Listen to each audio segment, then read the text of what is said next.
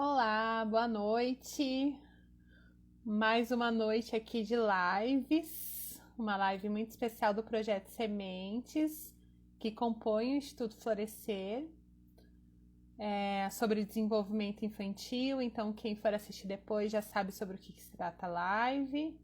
E a gente só vai esperar a Bruna entrar pela página do Projeto Sementes. Ah, chegou. Espera só um minutinho.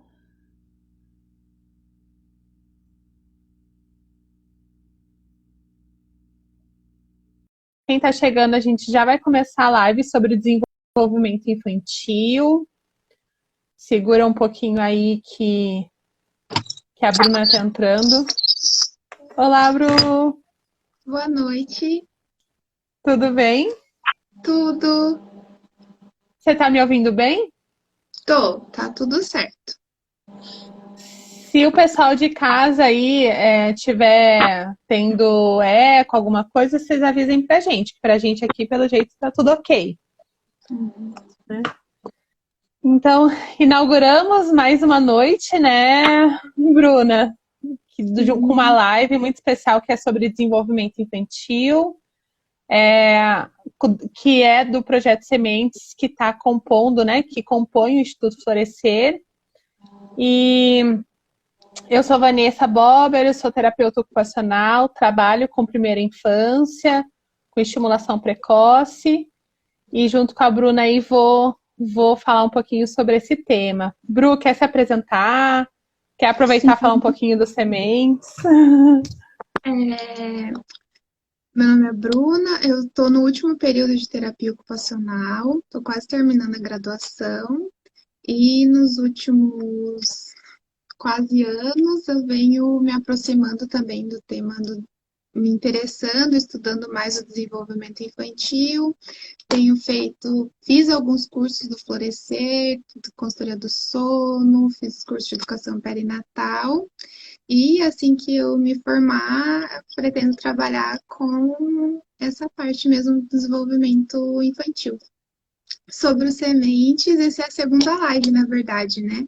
Que tá tendo do circuito. A primeira foi com a Andrea, da patologização da infância, e já está disponível no Instagram e no YouTube do Florescer também.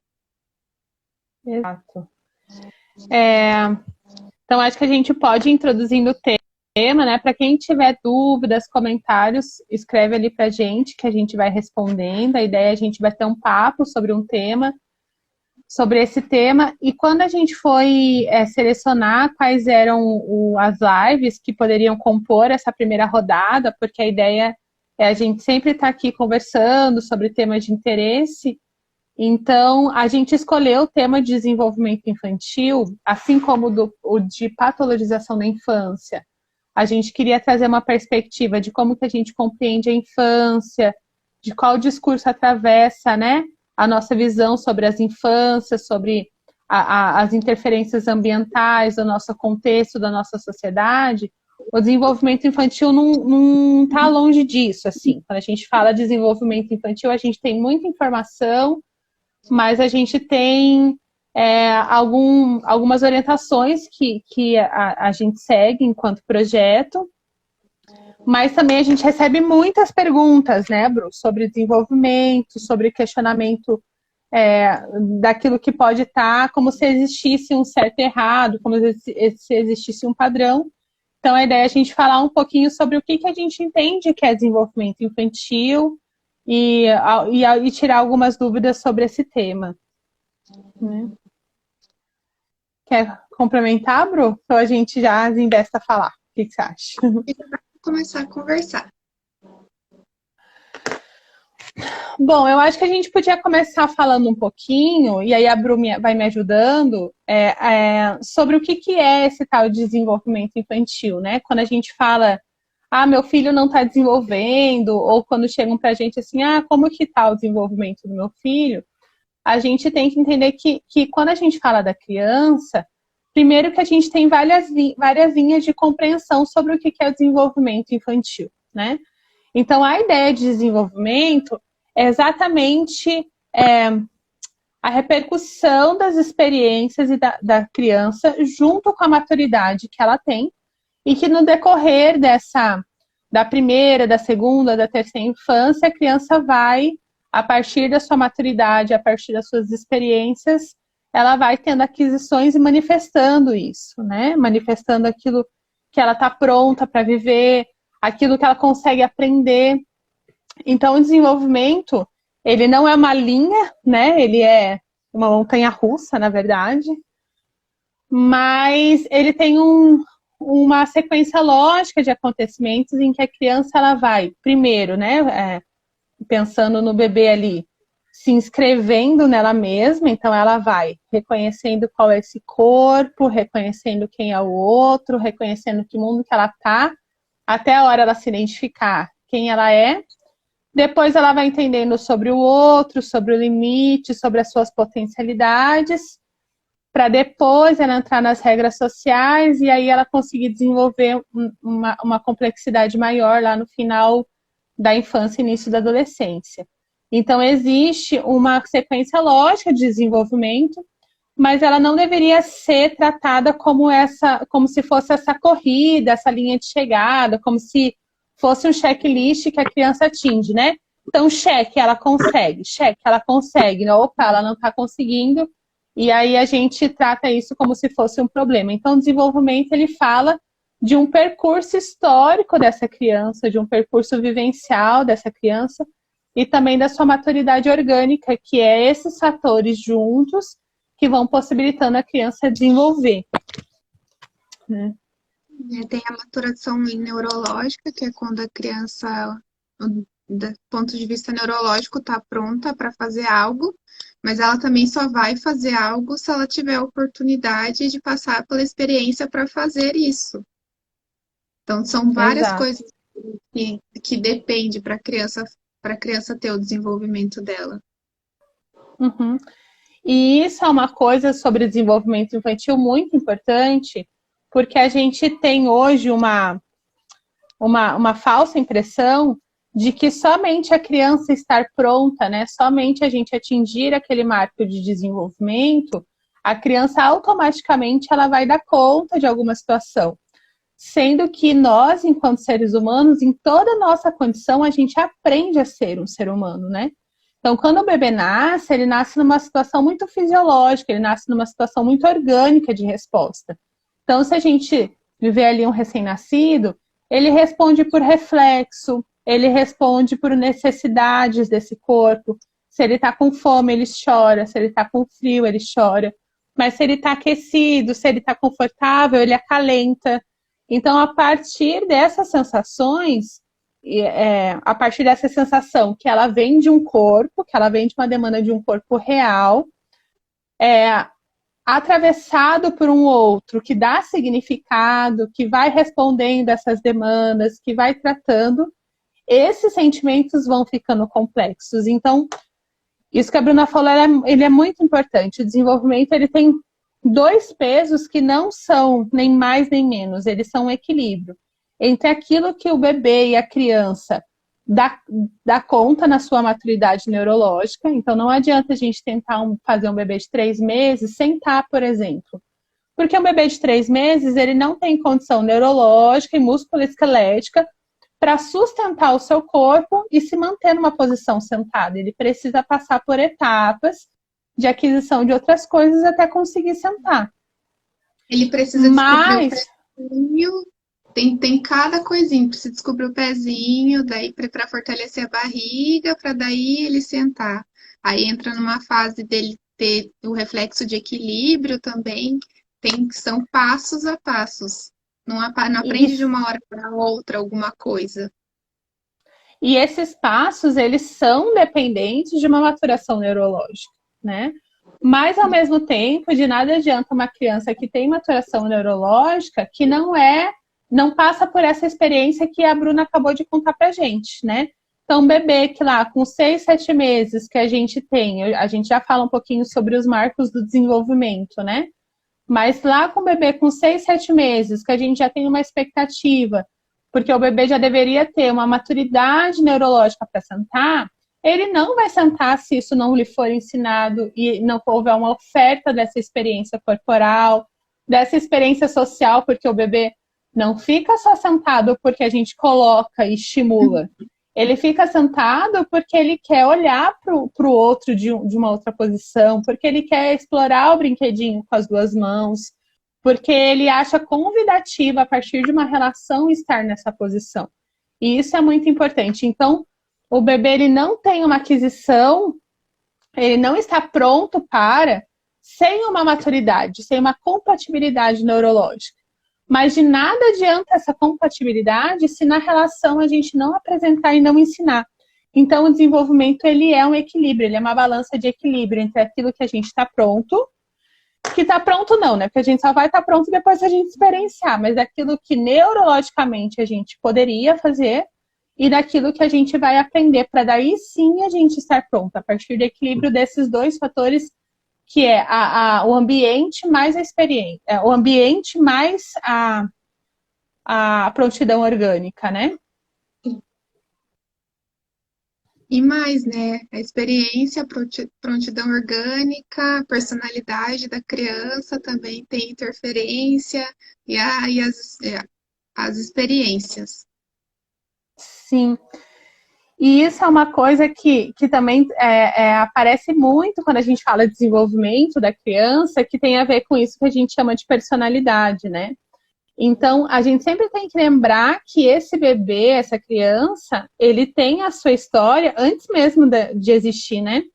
Então, se a gente vai pensar em nós, meu pai já tem uma história, a minha mãe já tem uma história, a minha família já concebe cuidar e criar um bebê a partir de uma história que é própria da minha família. A minha concepção também tem uma história, independente se ela foi planejada ou não. Então, tudo isso já tem um atravessamento daquilo que eu tenho de expectativa desse bebê. E esse bebê, ele nasce do que a gente chama de um temperamento, qual que é a diferença de uma personalidade? Porque uma personalidade, muitas vezes, já tem um atravessamento subjetivo, né? Então, veja, tem um bebê que, às vezes, pode ser muito bravo, muito chorão, né? Chorar muito, porque esse corpo responde a partir desse choro, e que eu posso olhar e entender assim, não, esse bebê, ele é muito frágil, ele chora por tudo, né? Nossa, ele não dá conta. Ou ele pode ser um bebê forte, com personalidade. Então, isso que a gente vai fazendo de interpretações daquilo que a gente olha para o nosso bebê, também vai construindo a partir desse temperamento, a partir se o bebê gosta mais de frio ou gosta mais de calor, se ele gosta mais de colo, gosta de brincar mais no chão, se ele chora mais, se ele é o bebê bonzinho, né? Que é uma interpretação totalmente do adulto, né? Eu brinco, a gente faz adultice com a criança, e essa é uma delas, né? Porque bonzinho é uma interpretação totalmente subjetiva.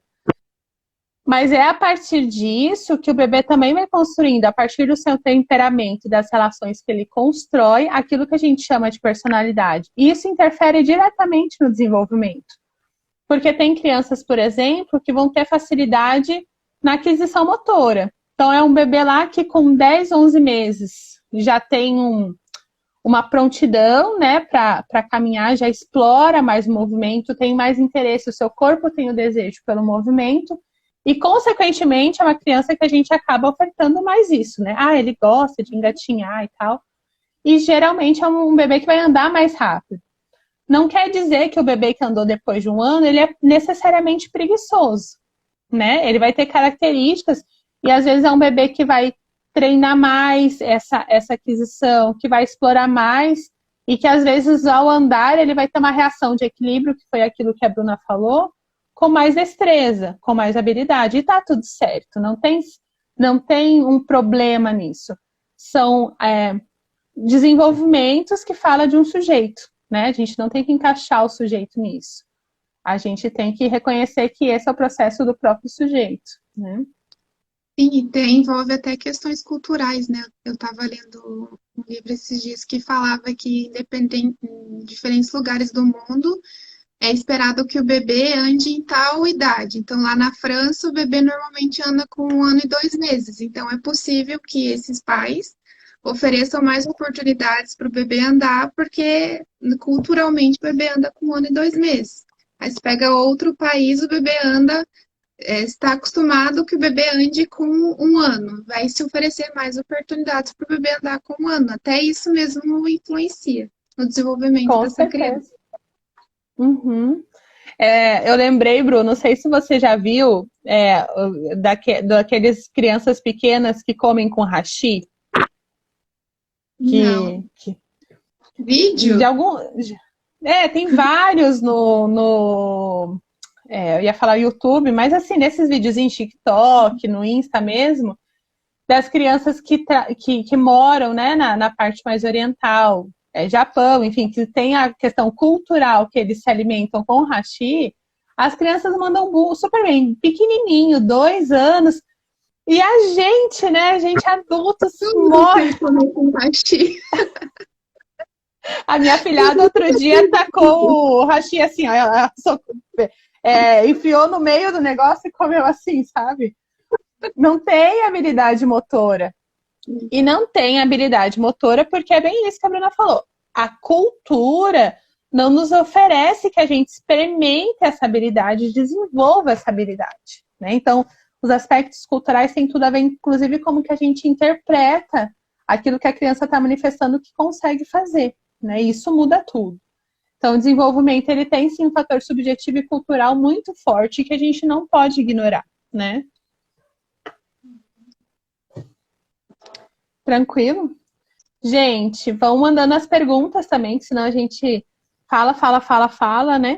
Vão mandando as perguntas, os comentários, enfim, aquilo que vocês acham que vão contribuir. Uma coisa disso que eu queria muito falar, que eu tinha anotado aqui, é sobre os marcos do desenvolvimento, que isso é uma coisa que é bem importante quando a gente fala, porque a gente, lá no Florescer, então, a gente tem a atuação na perinatalidade, que são as famílias que estão na etapa da vida de planejar, gestar, parir, né, e cuidar de um bebê.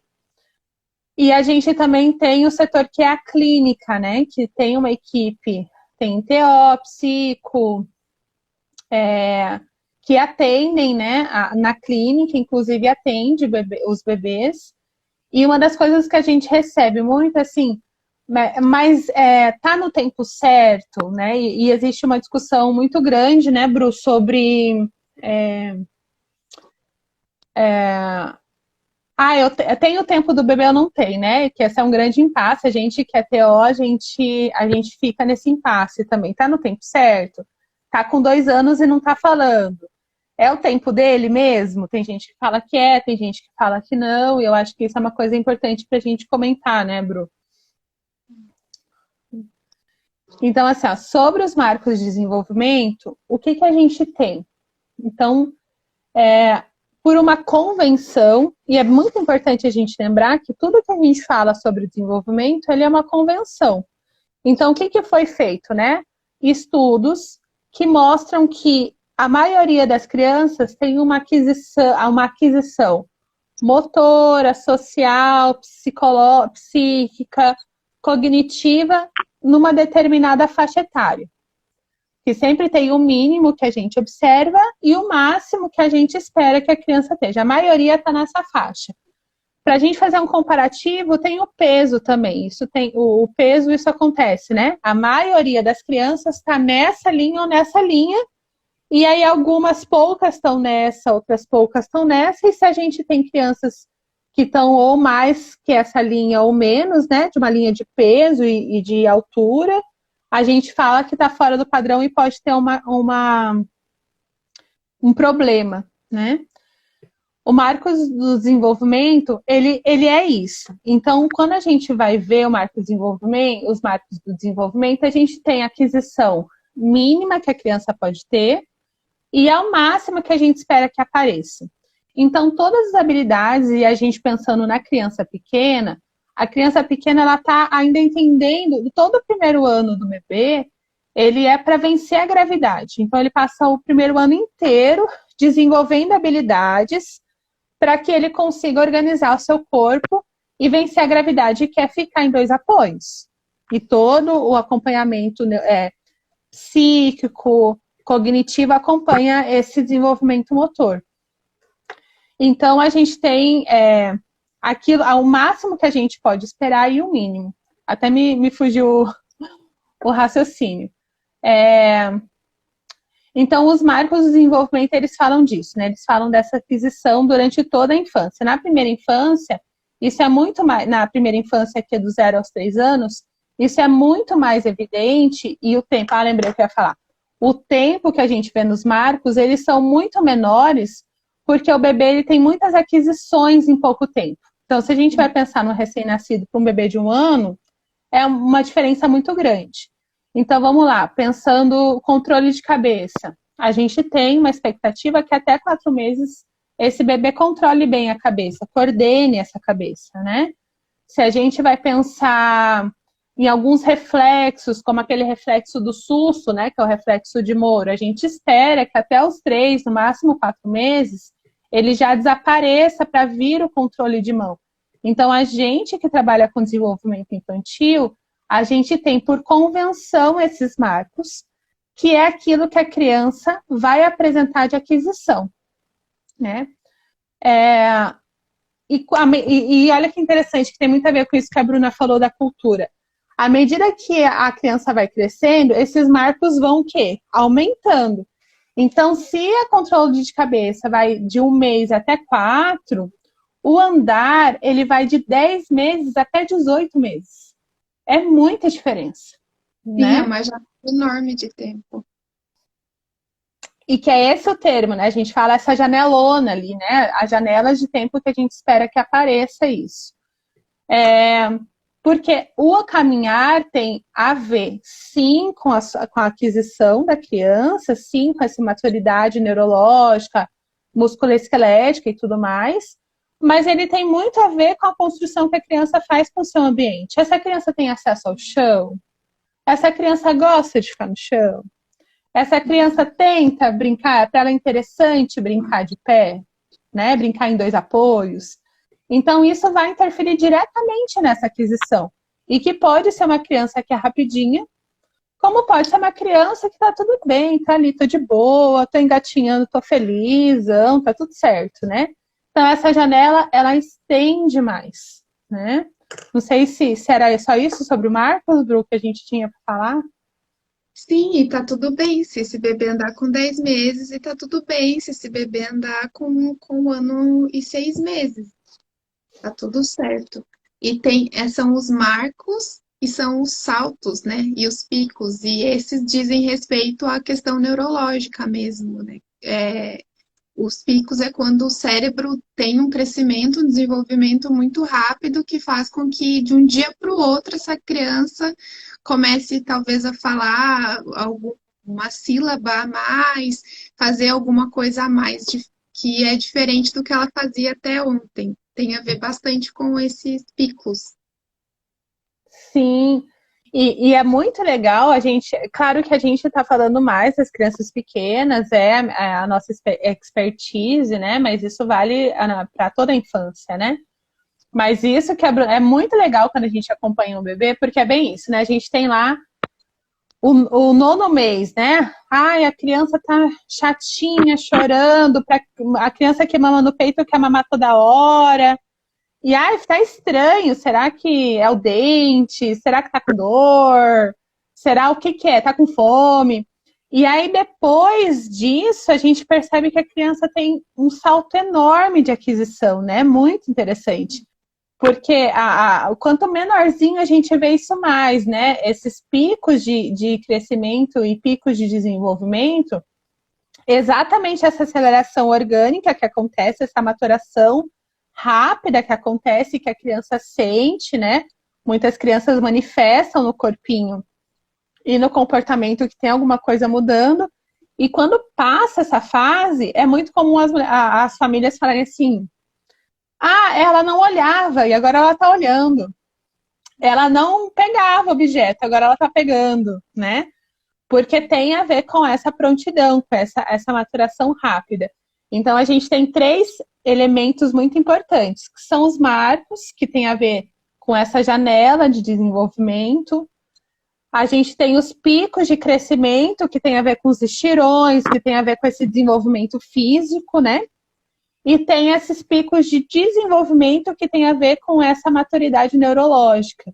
Então, olha só como que é incrível, né? Quanto de coisa que a criança passa. E a criança passa isso na infância inteira. Porque mesmo a gente tendo uma janela muito grande, então vamos pensar lá na alfabetização. Apesar da gente, a gente consegue forçar uma criança a alfabetizar precocemente, porque ela já tem aquisições básicas.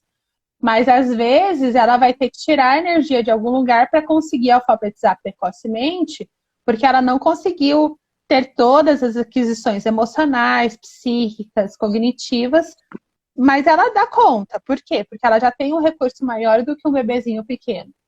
Mas mesmo na alfabetização espontânea, a gente tem uma janela enorme de crianças com 4, 5 anos que já reconhecem letras, até criança lá com 7, 8 anos que começam a se alfabetizar, né? Então, a gente tem uma janela significativa. E, claro que uma criança de 7 anos, ela pode não estar alfabetizada, mas é mais provável que ela reconheça os símbolos e signos, né? Ela não vai aprender a ler e escrever de uma hora para outra. Mas veja que tem uma influência muito grande. E aí, quando eu falo isso, eu lembro muito de uma fase que a minha filhada estava, que hoje está com 9 anos, mas quando ela estava com 6, 7 anos, que ela começou a ter pesadelo, sono, né? A Bruna, semana que vem, vai falar sobre o sono né? Que a Bruna é consultora de sono, vai falar um pouquinho mais sobre esse assunto, que é um outro assunto que pedem muito pra gente. E aí, é uma fase, é um marco de desenvolvimento muito importante, porque a criança está saindo, né? Está tendo a troca de dentes, tem uma maturação neurológica e emocional que a criança passa de uma fase para outra, inclusive que tem a ver com essa prontidão de alfabetização. E eu lembro que ela começou, a partir disso, nesse momento que ela começou a ter pesadelo, ela começou a sonhar, lembrar do sonho e dar significado. Então, um dia ela estava nessa fase e a gente passou ali pela ponte do Paraná Clube. E aí ela fala assim: Dinda, eu sonhei com essa ponte essa semana, né? Também vem a noção de tempo. Eu falei, o que você sonhou? Ela, eu sonhei que eu caí. Que a gente estava dirigindo e eu caí da ponte. Eu falei, é mesmo? Mas o que será? Por que será que você sonha comigo? E aí ela fala assim, eu acho que é porque eu tenho medo de cair. Então veja o tamanho de aquisição, né? E isso surgiu depois da gente ver uma movimentação nesse corpo, dela ter pesadelo, de estar uma criança um pouquinho mais chorosa. Eu lembro que tudo que a gente falava com ela, ela chorava. Então isso acontece na infância toda. É que os bebês e as crianças pequenas, isso acontece mais vezes. Porque a gente brinca, tá saindo de um pico, tá entrando em outro, né? Porque acaba um, já tá chegando no outro, né? Dá para observar porque normalmente, né, não vai acontecer com todas as crianças, mas eles demonstram muito, né, com a amamentação, com o sono, até dando uma palhinha da live da semana que vem, por que o sono é tão importante para o bebê, porque tudo que ele aprende durante o dia, o cérebro ele vai dar conta disso durante a noite, durante o sono, não à noite, porque bebês dormem mais do que durante a noite, né? Mas o cérebro vai dar conta disso. Então, até nisso impacta o bebê esses saltos de desenvolvimento. Uhum. E aí, por que é importante a gente, né? Eu sei que às vezes pode ter alguns termos muito técnicos, se não ficou claro, vocês falem pra gente. Mas uma das coisas que a gente registra no desenvolvimento, que o desenvolvimento é uma expressão. Ele é uma expressão de um ser que tem um corpo real, com uma maturidade orgânica, mas que não fala só disso.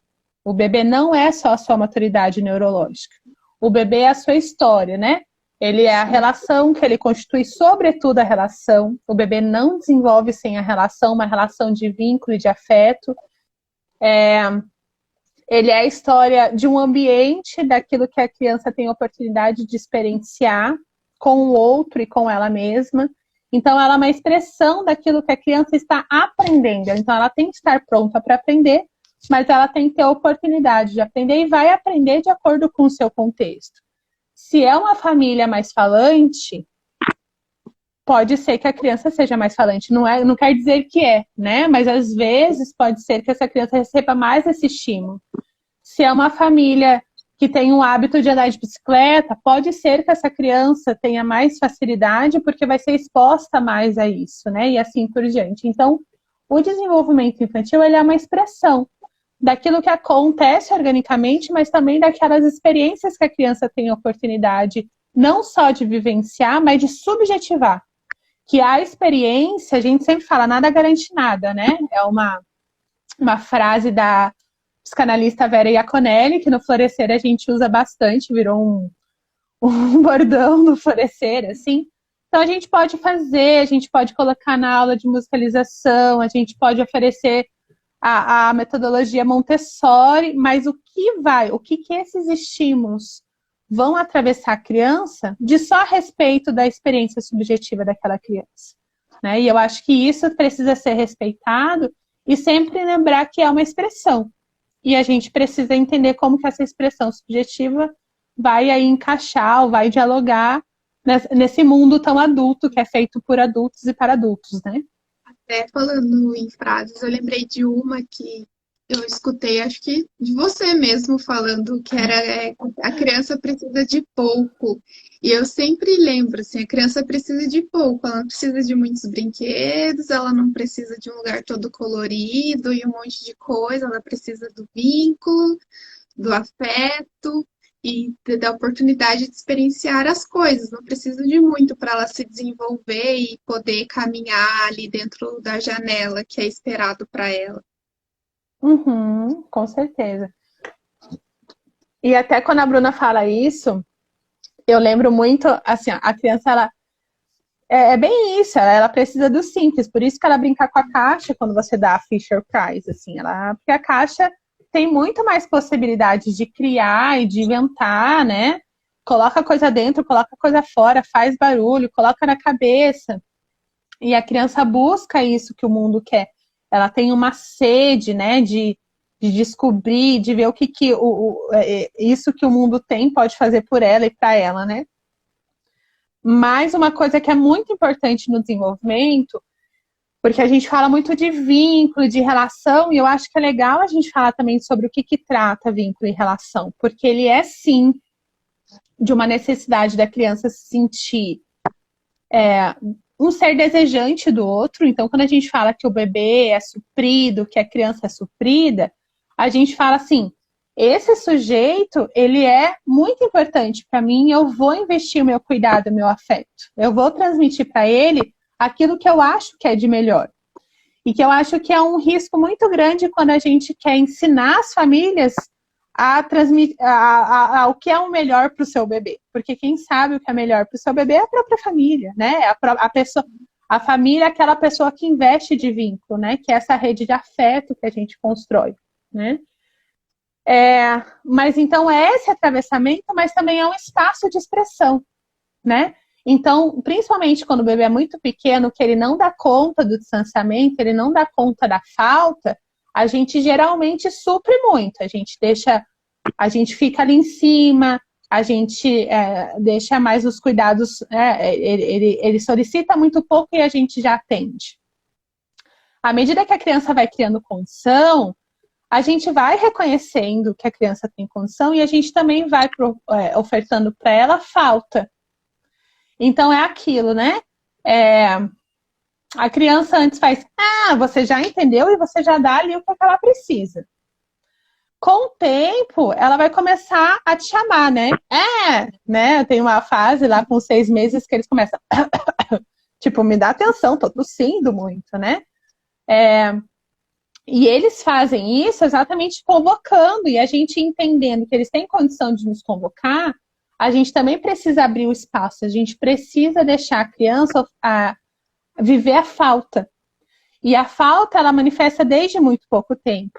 Então, a criança, ela vai andar quando esse objeto está longe e não tem alguém para me alcançar. Ela vai falar quando eu quero chamar e eu preciso pronunciar alguma coisa. E eu sei que a minha voz, ela gera efeito no outro, né? E o outro me dá a oportunidade de eu expressar a minha voz. Eu vou lidar com o ócio, lidar com o tédio, quando eu não tenho alguém que supra esse tédio o tempo todo. Não, então tá, eu vou fazer alguma coisa. Não, vamos lá, você é capaz de criar. Você é capaz de lidar com a falta. Então, o desenvolvimento, ele tem a ver com a criança ser atravessada por um sentimento de pertencimento e de afeto. Nós temos que ser afetados para desenvolver. E também a habilidade que a gente tem de se afastar para que a criança expresse aquilo que ela pode e que ela consegue. É assim no desmame. Não é nada mais do que a criança aprender a lidar com a falta. Um desmame apoiado, um desmame que vai ter recurso, mas a gente sempre vai lidar com o luto do desmame, né? É assim quando a gente sai do quarto dos nossos pais, vai dormir no nosso quarto. É assim quando a gente desfralda. E aí sempre vai ser um luto, sempre vai ser uma perda proporcionada por uma falta, mas essa falta nos proporciona ganhar outra coisa. Então, o desenvolvimento, ele é um ganhar e perder o tempo todo. E que a gente precisa confiar que a criança é capaz de ganhar e perder. Né? Ela tem muito mais potência e, às vezes, eu acho que muito mais resiliência do que a gente que é adulto, né? Porque ela consegue fazer isso com muito mais destreza. Quem chora é a gente, né? A minha afilhada, que eu falo bastante, eu sempre falo que quem me ouve falar de desenvolvimento conhece a Laura, né? Ela tá pré-adolescente, assim. E ela tá super bem com isso, né? Ela combina roupas e tal. E aí eu falo, ai, gente, ela tá tão pré-adolescente. Eu sofro, mas ela tá abrindo mão de algumas coisas, mas ela consegue ver que ela tá ganhando outras, né? E aí a gente tem que lidar com essa falta e ganhos, assim. Eles vão preenchendo, né? Ou eles vão preenchendo esses espaços. Sim, a gente tem que acreditar que eles conseguem. Ele consegue pegar, ele consegue falar. Ele vai conseguir desfraldar, né? Essa semana, a semana passada, eu vi a minha filhada também. Acho que eu vou fazer igual você, vou acabar crescendo sempre usando ela. E daí eu fiquei 1h30, mais ou menos, na casa da minha prima e a minha filhada brincando. Ela só estava disponível para ela uma boneca. E ela ficou 1h, tipo, 1h30 brincando com essa mesma boneca. E a gente já observa de outro jeito, né? Aí eu olhava pra ela ainda tava com a boneca.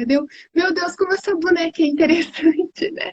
Porque 1h30 a gente não dá conta de ficar 1h30 prestando atenção. Mas tem tanta coisa pra fazer, da imaginação, do simbólico, que ela conseguiu. Aí uma hora a gente tava falando sobre sorvete, dela incluiu a gente. Ela trouxe a boneca e falou assim, e ela falou, tipo, dá sorvete do jeitinho dela. Daí a gente teve que dar um sorvete ali imaginário para a boneca e para ela. Mas é muito tempo que eles passam, assim, eles preenchem o tempo. A gente não precisa ficar o tempo inteiro suprindo, falando, oferecendo alguma coisa para eles. Sim, e é exatamente essa habilidade que eles têm de reinventar, né?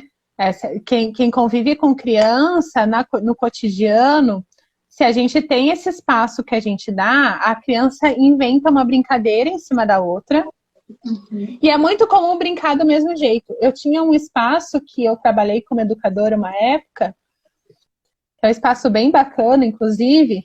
E aí eu fiquei lá na colônia de férias e todos os dias, no final da colônia, eles iam brincar de casinha. Aí eles pegavam os panos, eram crianças entre 2 anos, crianças pequenas, e crianças ali com 7, né? Então, olha a diferença de faixa etária. Eram os mesmos panos, os mesmos armários, eles organizavam do mesmo jeito e brincavam de casinha. Alguns eram os donos da casa, outro era o cachorro, outro era o filhinho, e assim ia. Todos os dias eles acabavam com a mesma brincadeira. A gente não interferia, a gente só interferia assim, se tinha risco de machucar, se eles pediam, né? Mas veja, cada vez que eles brincavam, cada vez que eles viam, né, eles mesmos se organizavam, eles inventavam um elemento diferente. O cachorro não estava igual todo dia. O cachorro às vezes comia, às vezes não queria comer, às vezes o cachorro ia passear, às vezes não. Aí o cachorro uma vez achou um gatinho, porque entrou uma criança no meio da brincadeira e não tinha quem ser, virou gato. Então veja a habilidade da criança. Se a gente tivesse, achasse que haveria uma necessidade constante da gente interferir, do que seria, né? De suprir uma... E agora tem esse horário vago, a gente vai ter que dar conta disso? Não, eles dão conta. Ao mesmo tempo, a gente precisa dar o recurso e não é bem um direcionamento, mas é esse recurso simbólico mesmo que o adulto dá. Porque a gente também não pode achar que as crianças estão aprendendo, né? Então, eles vão aprender. Então, muitas vezes a gente interfere, né? Ou se prontifica para mediar aquilo que eles ainda não estão prontos para mediar. Como que eles vão lidar com o conflito? Muitas vezes eles dão conta, mas às vezes não. Às vezes eles vão precisar de ajuda para subir. Uma criança de 2 anos, às vezes, pode precisar de ajuda para subir ali na casinha. Às vezes não. Mas a gente também tem que reconhecer que a gente precisa ter um atravessamento de alguém que cuida, de alguém que está de olho, né? Não sei se deu para entender qualquer coisa. Vocês me... Principalmente em relações, quando você fala de socialização, depende muito da gente, às vezes, mediar como alguma coisa. Não pode morder o amiguinho. A gente vai falando isso até que ele entende que não pode morder o amiguinho. Precisa a gente participar também, embora eles deem conta. Até quando eu falei isso, você começou a falar, eu pensei na mordida também. Porque a mordida, o que é? Ele é uma manifestação, né? Ele é uma manifestação que alguma coisa não agradou, alguma coisa não colou ali. E aí, e assim, a criança tá errada em absoluto, porque ela tá contando que não tá legal, né? Ele me apertou, ele pegou o brinquedo, ele me empurrou. Eu tô muito feliz, eu já tive criança que mordia assim, ó, que ela tava tão eufórica. Quem que direciona esse sentimento todo, essa explosão, né? Que o brinco é tão pequenininho, o corpinho que transborda numa mordida, né? É alguém falando assim, olha, a gente não pode morder um amiguinho, a gente pode falar que você não gostou que ele pegou o brinquedo, a gente pode dividir o brinquedo, mas morder não é legal. Vamos pegar outro brinquedo pra gente dividir? Então, essa mediação, ela é essencial para que a criança aprenda, né? Então, é esse equilíbrio constante entre suprir e dar falta, suprir e dar falta, né? Nem só suprir e nem dar só falta, né? Que eu acho que é o grande desafio pra gente que é adulto, que está numa lógica de, sei lá, performática, né? A gente sempre quer que a criança tenha a mesma... Eu acho. Também. Totalmente. E aí tem uma coisa que eu queria falar disso, Bru, que é também quando o desenvolvimento não tá legal, que eu acho que é uma coisa que as pessoas perguntam bastante, assim. Mas aí meu filho tem 2 anos e não fala nada. O meu filho tem 2 anos e não anda. O meu filho tem 2 anos e não socializa. Que foi um pouquinho do que a gente falou também na live passada, que a Andrea fez uma fala muito bacana sobre a patologização da infância, né? Então, crianças e bebês sofrem, né? Criança, apesar da gente ter uma imagem da criança sempre feliz, sempre plena, ela é uma imagem romantizada, né? A criança, ela é um ser humano. Ela tem sentimentos que às vezes é legal e sentimentos às vezes que não é legal. Então, a criança, ela pode estar numa situação de sofrimento que é diferente da gente, né? A gente já tem nome.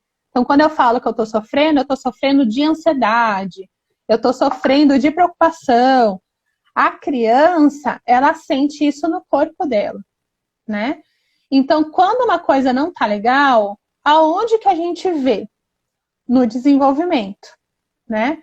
Então, nem é a gente pegar e achar que a criança tem que ser performática a ponto de quanto mais rápido ela fizer, melhor. Não é essa a ideia. Nesse sentido, cada criança tem, sim, a sua subjetividade de expressão. Quando a gente fala que a criança tem seu tempo, é nesse sentido. Tem criança que muito precocemente vai sentar com 5 meses, tem criança que é com 7, né? Ela tem uma janela de expressão. Mas, entretanto, Todavia, se alguma coisa, né, não tá legal, se a criança tem alguma situação que não está conseguindo elaborar no seu desenvolvimento, se tem alguma coisa, seja orgânica, seja psíquica, seja social, que não está correspondendo, onde que a gente vai ver? No desenvolvimento, né? Então, isso é muito importante a gente saber, que se a gente observa que a nossa criança não está contente, que a nossa criança, dentro daquilo que a gente espera, está muito afastada do marco do desenvolvimento, isso pode ser uma expressão de um sofrimento que a gente gosta de usar como sinal de risco, né? Então, uma criança lá, com seus 2 anos e meio, que não fala nada, pode ser uma criança que vai falar mais tarde. Pode ser uma criança que, com apoio e estimulação, retorne. Pode ser uma criança que está contando que tem alguma coisa que não está legal. Então, é importante, quando a gente fala de desenvolvimento, também não negligenciar essa expressão da infância, que às vezes pode ter uma coisa que não está legal. É um sinal de um sofrimento ali e que é manifestado no seu desenvolvimento. Então, quando os pais, as famílias, né, as educadoras, que são pessoas muito estratégicas também na infância, né, vê que é uma coisa não legal, não tá, assim, dentro do que eu esperava, tá muito distante, tá muito aquém, porque uma criança lá de 1 ano e meio, ela não necessariamente vai estar super andando, mas a gente já espera que ela transfira peso, a gente já espera que ela consiga apoiar em 2 pés com apoio, a gente já espera que as experiências, que o desenvolvimento orgânico dela já possibilite essa experiência. Se a criança não arrisca nem isso, talvez ela esteja expressando um sofrimento. Às vezes ela está expressando que precisa de um apoio, né? Então, quando o adulto que convive com a criança vê, é legal ir conversar. E não na ideia de taxar, de patologizar, de hiperestimular, mas na ideia do que a gente pode fazer para acolher essa criança que está expressando que tem alguma coisa que não está legal. E que é muito interessante, que a gente pode fazer isso, né? A gente... eu tô angustiada. Eu posso ir procurar um profissional que faça escuta ativa, uma escuta qualificada.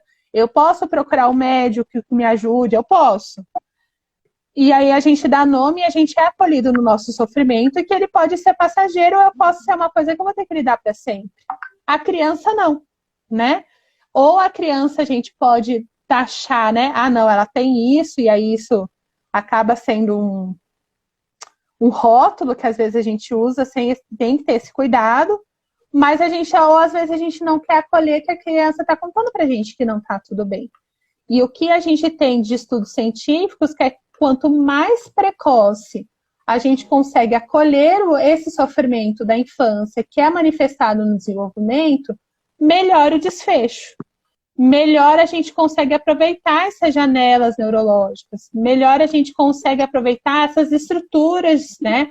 Essa construção de estrutura que está recente, que está com as suas primeiras marcas. Então, é legal a gente procurar alguém que nos acolha, que nos ajude a acolher essa criança, né? Sim, às vezes você acaba oferecendo algum estímulo, alguma coisa, e é o suficiente para as coisas caminharem sozinhas, do que talvez deixar, não. É que é muito subjetivo, né? Porque às vezes é casos e casos. Tem vezes que tá tudo bem seguir o seu percurso, daí tem vezes que talvez a gente fazer alguma coisa, algumas mudanças já caminhe tudo da melhor maneira possível. Exato. Eu lembro de um bebê, por exemplo, né? Que eu sempre conto essa história. Que com 7 meses ele não estava sentando e não estava rolando. E aí, pra gente que trabalha com a infância, sabe que esse é um marco que está atrasado, né? Então, quando eu vou ver todo o contexto, toda a relação que está ali em volta, a gente percebe. Então, por que eu falo a gente percebe? Porque a pessoa que estava responsável pelos cuidados percebeu junto comigo. Por isso que a gente fala a gente acolher, né? É mais de uma pessoa, a gente não centraliza, né? A gente divide o desenvolvimento infantil, as infâncias, elas são um projeto coletivo, né? A sociedade tem um compromisso com a infância. Por isso que quando a gente recebe uma informação, como na Argentina, que as mulheres que são mães, que estão cuidando dos seus filhos, têm o direito de se aposentar porque é reconhecido como trabalho, a gente comemora, porque a sociedade tem que reconhecer que é o seu trabalho, né? Que esse é um projeto coletivo, né? Mas, enfim, passado esse parênteses,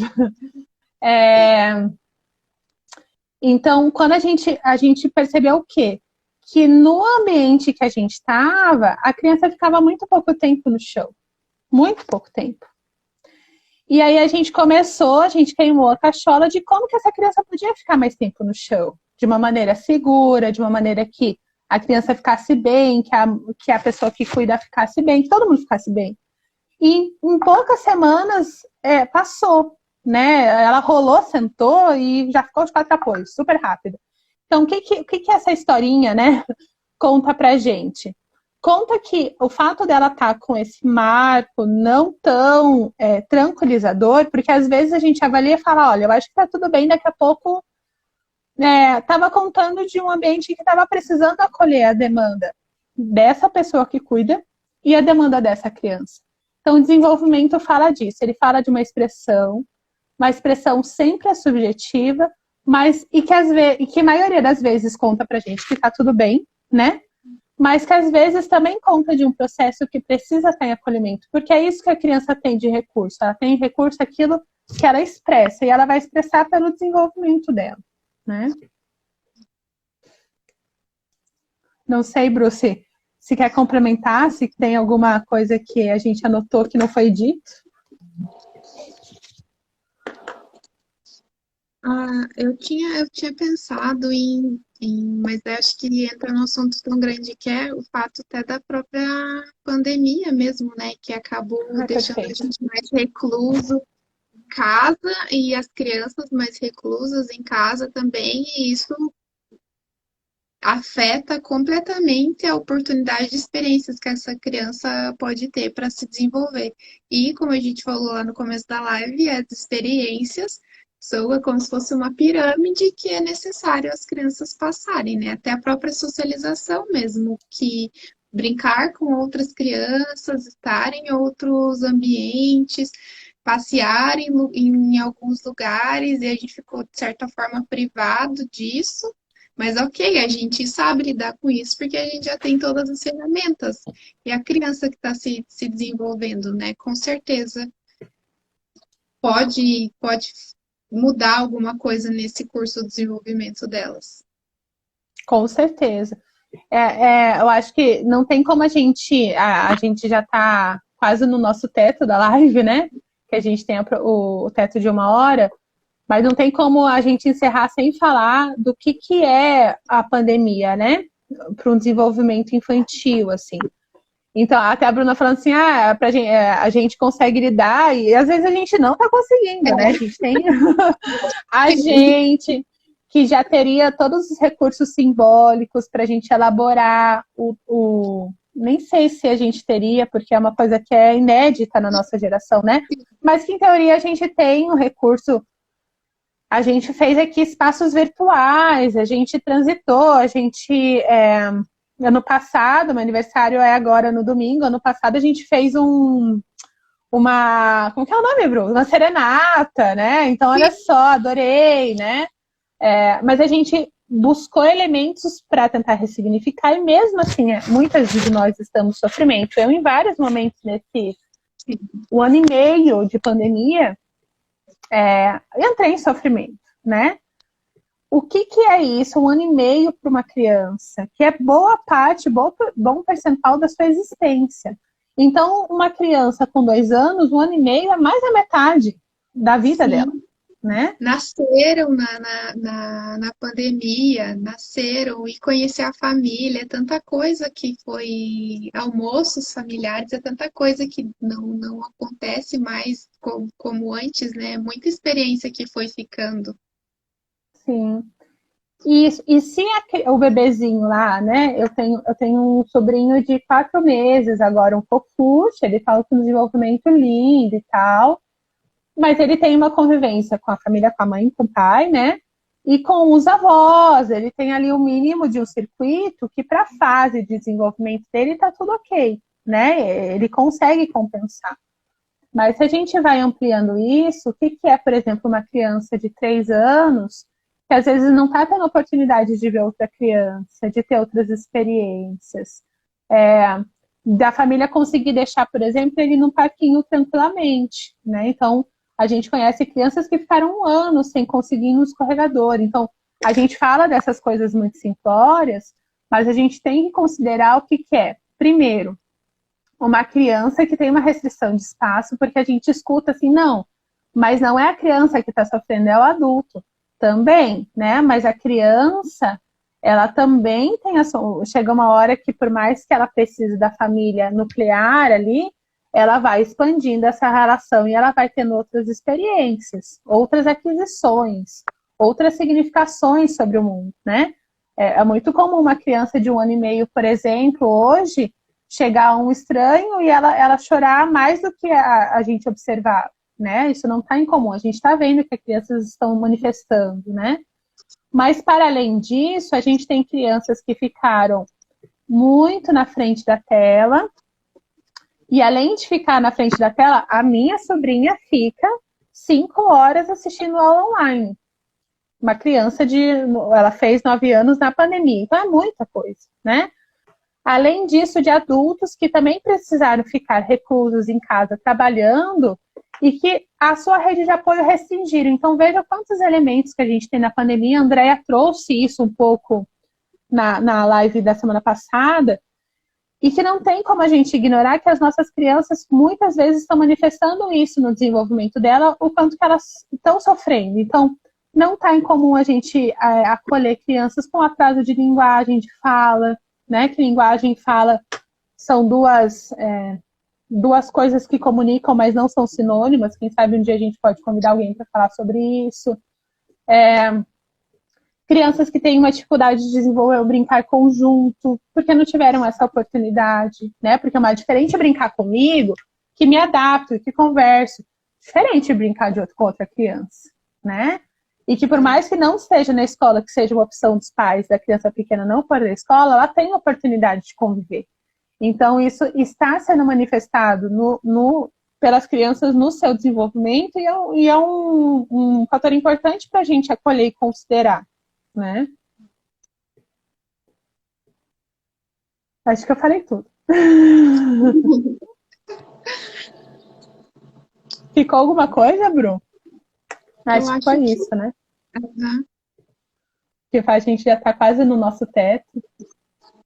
Sim. Será que alguém tem alguma pergunta? Gente, se vocês quiserem fazer uma pergunta de encerramento, um comentário para quem ficou com a gente nessa hora, a gente adora ler e falar e responder, né? Kátia, querida. Que saudade, né? Sim. Obrigada por estar aqui. Todos vocês. Então, enquanto vocês vão digitando a pergunta, a gente só vai resgatar um pouquinho sobre o projeto Sementes, tá? A Bruna falou ali no começo, mas agora a gente vai reforçar. Então, assim, ó, o Florescer, ele tem 3 eixos que norteiam, que é a perinatalidade, que é a família que está nascendo, a parentalidade, que é a família que está constituindo-se, né, enquanto adotando esse papel parental, e a gente tem o eixo da infância, e que daí, a partir desse eixo da infância, nasce o projeto Sementes, em que o Instituto, como todo, está resgatando, né, eu e a Bruna estamos à frente na coordenação, mas toda a equipe do Florescer está engajada. Tássia, Lori, obrigada, Lô, obrigada, Tássia. E aí, esse é um espaço para a gente falar sobre as infâncias. Falar, pensar, discutir, construir projetos, oficinas, espaços para as infâncias, para os adultos se aproximarem das infâncias e das infâncias também se expressarem, né? Infelizmente, a gente ainda não consegue estar tão perto, tão próximo, então a gente está com esse projeto ainda online, mas a nossa ideia a médio e a longo prazo é a gente estar presencial. Inclusive, a gente já está planejando o encontro brincante, que vai ser no dia 6 de agosto, né, Bru? Deixa eu ver qual sábado que é aqui. Acho que Desculpa, seja 7 de agosto. Hã? 7, 6 de que é no agosto. sábado. Não, essa data é sempre aniversário da minha mãe. E que a gente vai promover um espaço brincante presencial, com todos os cuidados para serem tomados, no espaço ao ar livre, e com inscrição, com restrição de número de pessoas e com atividades pensadas também para que a gente consiga estar juntos, mas com segurança, né? Mas que também a gente consiga promover esse espaço de acolhimento, de saúde mental para as crianças e para as suas famílias. Então, esse é o Projeto Sementes. A gente está com live aqui para divulgar, para falar um pouquinho sobre o que a gente quer conversar. Então, acompanhe, está sendo todas as quintas-feiras. Semana que vem a gente tem a consultora maravilhosa e que é sobre o sono da criança, que é um assunto que a gente escolheu por ser muito pedido e muito clamado pela família. O sono é uma atividade muito importante para o desenvolvimento e que a gente tem muitos tabus, que a gente tem muitas dúvidas, então a gente escolheu, né? É uma área de estudo da Bruna, que a Bruna está se aperfeiçoando bastante, então ela tem bastante coisa para contar para a gente. Quinta-feira que vem, não percam. Eu vou estar aqui facilitando, né, Bru? Mas vou estar aqui aprendendo também, porque o sono é muito importante. Então, esse é o Projeto Sementes. Acompanhem, curtam a página, divulguem. A gente faz esse espaço de acolhimento, de promoção, mas também de estimulação e de intervenção para as crianças que precisam. Então, estamos disponíveis, né, Bru? Isso mesmo. Obrigada a todo mundo que ficou aqui com a gente nessa live. Eu vi que várias pessoas comentaram. Eu estava acompanhando aqui também muito obrigada pelos comentários. Né? Então é isso, Bru. Nossa primeira live juntas, né? Primeira de muitas. Uba! Né? Então é isso, pessoal. Então, um grande abraço e a gente se vê na quinta-feira que vem com a nossa live sobre o sono do bebê. Tá bom? Um abraço e boa noite para todo mundo. Obrigada, Prof. Até semana que vem. Até semana que vem. Tchau, tchau. Tchau.